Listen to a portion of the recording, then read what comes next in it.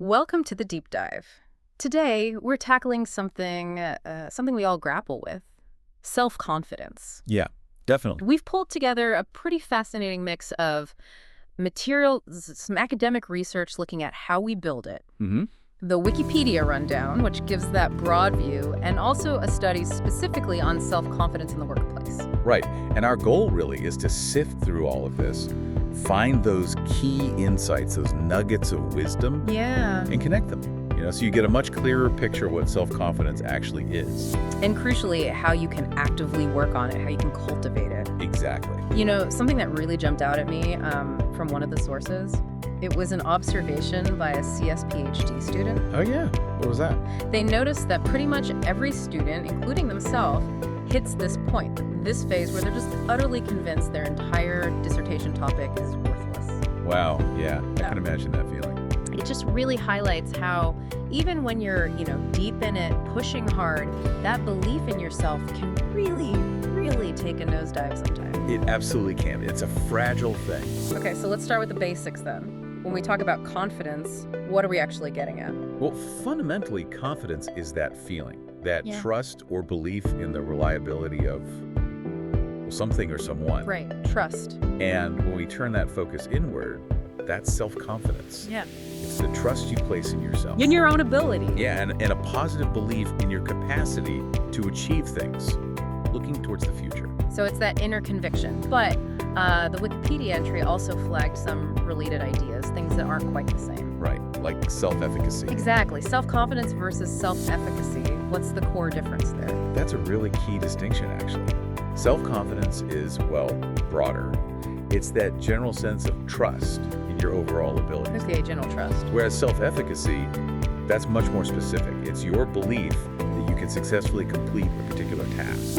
Oh, okay. Like one specific thing. Right, so you might feel really efficacious, really confident about, say, giving presentation, Mm-hmm. but still have moments where your general overall self-confidence feels a bit shaky in other areas. I see. So they're related but distinct. Definitely related. They influence each other, for sure, but they aren't the same thing. Okay, that clarifies things. And then there's self-esteem. We hear that term a lot too. How does that fit in? Self-esteem is more about how you value yourself, your overall sense of self-worth. So less about can I do it and more about am I worthy? Precisely. It's an evaluation of your worth, whereas self-confidence, again, is more about belief in your capabilities. Got it. And interestingly, the sources also mention confidence acting like a self-fulfilling prophecy. Yeah, that's a fascinating aspect. If you really lack belief in your ability to succeed, that lack of confidence itself can sometimes sabotage your performance, regardless of your actual skills. Wow. So just believing you can't mess things up. It can. And conversely, having a strong belief in yourself can often, pave the way for better outcomes. It sets an expectation. That makes total sense. The power of expectation. Okay, so if we want to boost that self-belief, what can we actually do? Right, the practical stuff. The notes from the CRA source, especially thinking about that PhD student example, had some really concrete advice. You did. And one of the first things they really stressed was finding support, getting support. Okay, what does that look like? It means connecting with people, people in your life you trust, people who won't judge. Safe people. Yeah, exactly, people you feel comfortable being open with. They even suggested practicing or role-playing difficult situations with them. Oh, interesting. Like a rehearsal. Kind of, like a dress rehearsal for confidence that helps build that feeling of being prepared. I like that analogy. And they also talked about the environment, right? Surrounding yourself with supportive people. Absolutely. Being mindful of who you spend time with, actively surrounding yourself with nurturing individuals. And maybe avoiding the opposite. Yes, definitely. Avoiding those who are constantly critical of others.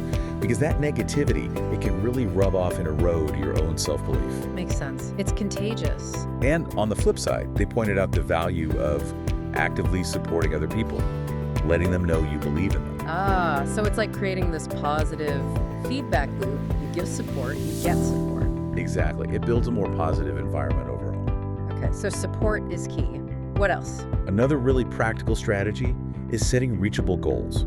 Goals that feel within your grasp. Not overwhelming ones. Right. The idea is to take those big, daunting objectives, like, say, finishing that dissertation, Yeah. and break them down, way down. into Yeah. much smaller, manageable first steps. Like, what's the very next thing I can do? Precisely. They gave the example of getting a paper rejected instead of just feeling crushed. Which is easy to do. Totally. The advice was, let it sit for a bit, process it, then go back to the reviews, but look for the positives and the areas for improvement. Okay, a balanced look. And then, crucially, make a concrete plan for revision. It shifts your focus from that big, distant outcome to tangible progress you can make now. I really like that. Making the impossible feel possible by just focusing on step one. Smart. What other strategies came up? Recognizing your own successes, that's huge. Oh, that's a hard one for a lot of people, I think. It really is. The source specifically warned against that tendency we have to downplay achievements, Self-deprecation. Right, and fixating on failures. Instead, they recommended actually making a list. Write down your recent accomplishments, Even small ones. especially small ones, and then take the time to actually read that list aloud. Read it aloud. What? It's about consciously acknowledging your strengths, letting yourself actually feel pride in what you've done. We're often our own worst critics, True. so making it a deliberate practice, saying it out loud, can be really powerful, counteracts that inner critic. That makes sense. Force yourself to hear the good stuff, and sometimes you just need a break, right? Step away. Absolutely critical. Taking breaks is another key piece. And it's not just about avoiding burnout, though that's part of it. What else is it about? It's an active way to recharge, mentally, emotionally, Yeah. which directly feeds back into your self-confidence. Ah, okay. So it's restorative. Totally. The advice included making time to refresh, reflect, do things you enjoy outside of the main pressure cooker. Like what? Things like exercise, genuinely disconnecting from devices. Ooh, tough one. Tell me about it. Yeah. But also enjoying good food, maybe treating yourself a little, even helping others. Yeah. All mentioned as ways to gain perspective, renew energy. It's like hitting reset, not just on your work, but on your sense of self, your capability. Exactly. A reset for your mind and your confidence levels. Okay, now this next one sounded really intriguing. Beware of the triple O. What on earth is that? Yeah, that's a great term. It's about recognizing those times when multiple negative things pile up at once. It's like a perfect storm of bad stuff. Sort of, yeah. Like maybe a setback in your research, plus a personal issue going on. And maybe you're feeling physically run down or sick.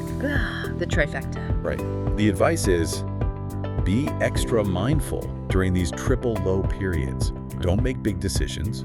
Don't react impulsively. Why not? Because your judgment is likely clouded. Your self-belief is probably shaken. So give yourself time. At least 48 hours, they suggested, before taking major action. Okay, let the storm pass a bit. Exactly. It helps prevent decisions you might regret later when you're feeling more balanced. It acknowledges that when we're under that much strain, our confidence and judgment take a hit. That's incredibly insightful, just recognizing that state and pausing. What about how we present ourselves outwardly? Yeah, exhibiting self-confidence was another key strategy. How do you do that? It includes consciously choosing how you communicate, speaking slowly, clearly, audibly. Projecting value. Right, projecting that what you say is worth hearing, and it's also about your physical presence. Body language. Standing tall, making eye contact, and also how you respond to simple things like greetings or compliments. How so? Accepting them gracefully, with genuine enthusiasm. Even a simple, how are you, can be met with an authentic, just great, rather than a mumbled fine. Ah, okay. It's about embodying that self-assurance. Exactly, projecting it outward. It sounds a bit like fake it till you make it, but maybe more intentional. Perhaps.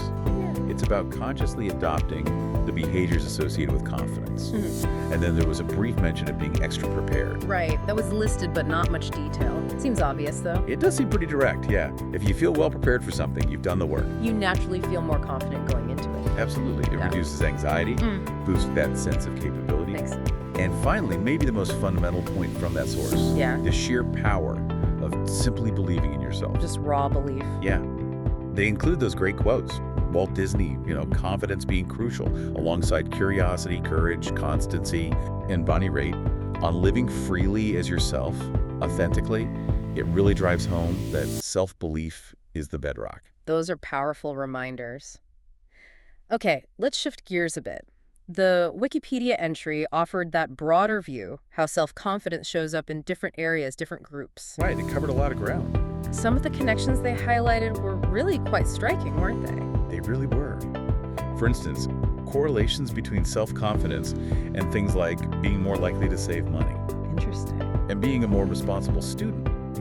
It seems to fuel interest, enthusiasm, your ability to self-regulate. So it helps you manage yourself better? Seems like it. And, maybe less surprisingly, it plays a big role in achieving goals, improving performance, and also helps mitigate anxiety, boosts well-being, motivation. And people with higher self-confidence, they tend to set higher goals. More ambitious. Yeah. And they're more likely to stick with it, to persevere when things get tough. Wow. It really sounds like this foundational thing that just ripples out into so many parts of life. It really does seem that way based on these correlations. And what about the social side? The idea that perceived confidence signals capability to others. Yeah, that's an interesting dynamic. Albert Bandura, a key researcher here, pointed out that if people lack belief in their ability, it can actually hinder their performance, which then reinforces that lack of confidence. It's a cycle. Right. But in social settings, someone who projects confidence, often with a strong impression, they can be seen as more knowledgeable. Even if they aren't necessarily. Exactly. Even if the perception isn't totally accurate. When we feel uncertain, we often look to those who seem self-assured for cues. That makes sense. We latch onto that appearance of competence. But Wikipedia also mentioned downsides, right? Overconfidence. Definitely. Overconfidence can sometimes come from what's called noisy information processing. Basically, not judging the info you have accurately. Okay. Now, in really competitive situations, a bit of overconfidence might actually help an individual. Potentially, yeah. But it's not always a reliable sign of actual ability. And there's also that tendency people have to overrate their own self-esteem generally. Right. We think we're better than we are sometimes. What about leadership roles? How does confidence play out there? Well, leaders who come across as more self-confident are generally preferred. People like confident leaders. Seems so. And they tend to be better at influencing people through persuasion, rather than just ordering them around. Makes sense. But, it's just one piece. A leader's experience, their actual power in the organization, those also matter a lot for their style. Right. Confidence isn't everything. The breakdown across different groups was also really interesting. Children, students. Yeah, that was revealing. For kids, some research suggests only children might sometimes show higher self-confidence. Huh. And in things like music, confidence seems to boost a child's ability to self-regulate, stay motivated. Ah. But on the downside, for teenagers, not having strong friendships can really knock their self-confidence. It might even predict loneliness later. That's tough. And in school. In education, doing well academically usually boosts confidence, Naturally. which then encourages students to take more responsibility for their learning. But, importantly, how teachers treat students, that has a huge impact on confidence. Teacher interaction matters. A lot. Also, things like extracurricular activities can be big confidence builders. Makes sense. Getting involved. And we have to mention stereotype threat. That's where negative stereotypes about someone's identity group can actually hurt their performance and confidence. Yeah, that's a big one. And interestingly, some studies found male university students reported higher confidence than female students. Also, inter-ethnic interactions seem to boost language learning confidence. Lots of nuances there. And the differences noted between men and women, like with persuasion or feedback. Yeah, quite insightful. Yeah. Some research suggested women with either very high or very low general self-confidence might be more easily persuaded. Okay. While for men, it was those with low general self-confidence who were more easily persuaded. Different patterns. There's also evidence women might react more negatively to negative feedback. And some studies point to male overconfidence and maybe a stronger preference for competition as factors influencing who participates more in competitive settings. Right. And sadly, lower self-confidence might be one reason fewer women stick with fields like engineering. That's a shame. It is, and it's complex, because sometimes highly capable women who are confident face backlash likability issues. Ugh, the double bind. Exactly. And finally, on the Wikipedia points, that cultural difference angle was fascinating. It really was. The idea that how confidence is valued and how it affects performance might not be universal. Right. Some research suggests that in certain Asian cultures, people might actually perform better with less expressed confidence compared to North Americans. It highlights that culture really shapes how confidence works and is perceived. That's a great reminder. Context matters. Okay, this gives us such a rich picture. Now let's look at that Kingston University research. Focused specifically on the workplace.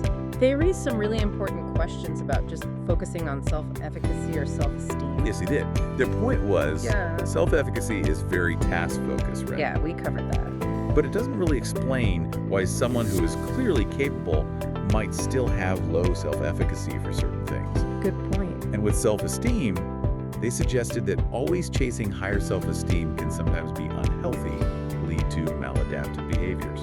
Okay, so those concepts have limits in the workplace context. That was their argument. They also found a link between high perfectionism, whether aimed at yourself or others, and lower self-efficacy. Oh, interesting. Perfectionism hurts efficacy. Seems so, but on the positive side, they really emphasize the role of a growth mindset. Believing you can develop abilities. Exactly, believing you can cultivate qualities through effort.